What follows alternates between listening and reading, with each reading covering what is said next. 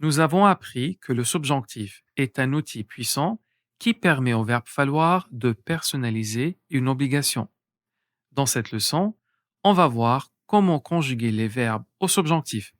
Vous allez voir que ce n'est pas tout à fait nouveau. Pour commencer, regardez cette photo. On voit une vue panoramique de la belle ville de Montréal, en plein hiver bien sûr. La température ressentie est moins 40 degrés. Les autorités appellent les citoyens à ne pas sortir de chez eux et diffusent le message suivant sur le réseau. Pour votre sécurité, il faut que vous restiez chez vous. Et croyez-moi, malgré cet avertissement, on voit encore des gens courir dans la rue. Le verbe rester est conjugué au subjonctif et on sait pourquoi. On a deux sujets différents, on a le mot que et la phrase exprime une obligation. Comment alors obtenir cette forme? Suivez les étapes suivantes. D'abord, on conjugue le verbe rester au présent. Je reste, tu restes, il, elle, on reste, nous restons, vous restez, il, elle reste.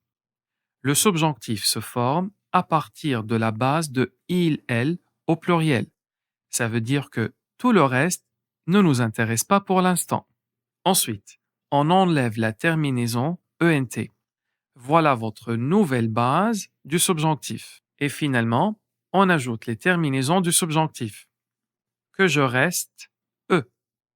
Que tu restes, ES. Qu'il reste, E. Que nous restions, IONS. Que vous restiez, IEZ. Et enfin, qu'il reste, ENT. En regardant cette conjugaison, on peut noter les trois points suivants. Les terminaisons du subjonctif ressemblent beaucoup à celles du présent. E, ES, E, ENT. D'ailleurs, c'est pour cela que ça s'appelle le subjonctif présent.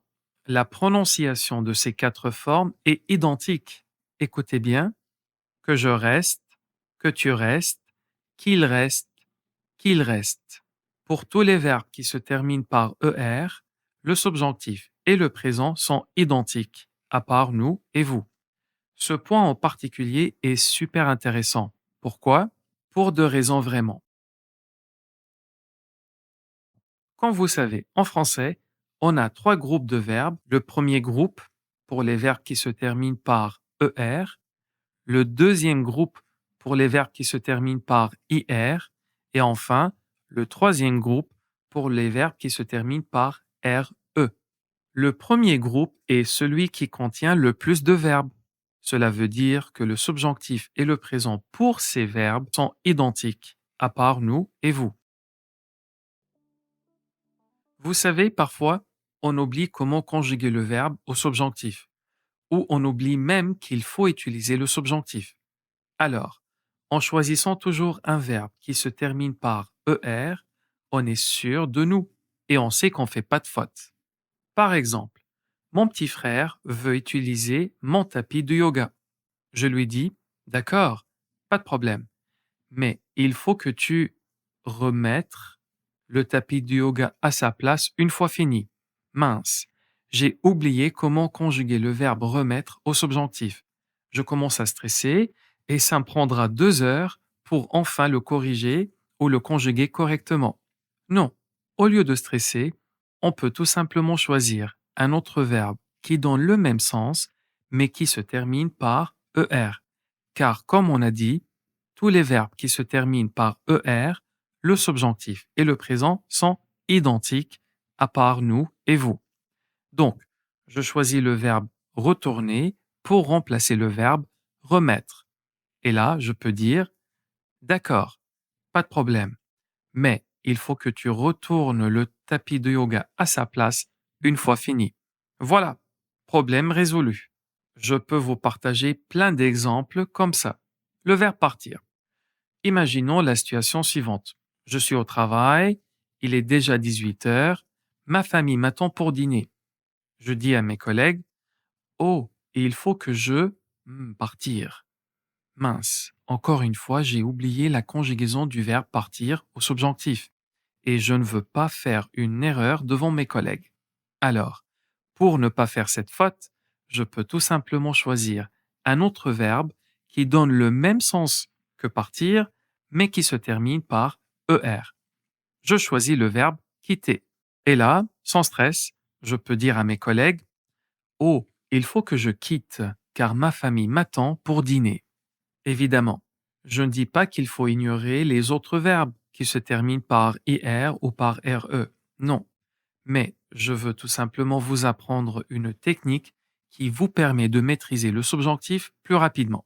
Bien, j'aimerais qu'on regarde un autre exemple. Avant de jouer aux jeux vidéo, il faut que tu finir tes devoirs. Pouvez-vous m'aider à conjuguer le verbe finir au subjonctif? D'abord, on conjugue le verbe finir au présent. Je finis, tu finis, ils, elles, ont fini, nous finissons, vous finissez, ils, elles finissent. Le subjonctif se forme à partir de la base de il, elle au pluriel. Donc, tout le reste ne nous intéresse pas pour l'instant. Ensuite, on enlève le ent et on prend ce qui reste du verbe finir. Voilà notre nouvelle base pour le subjonctif. Et finalement, on ajoute les terminaisons du subjonctif.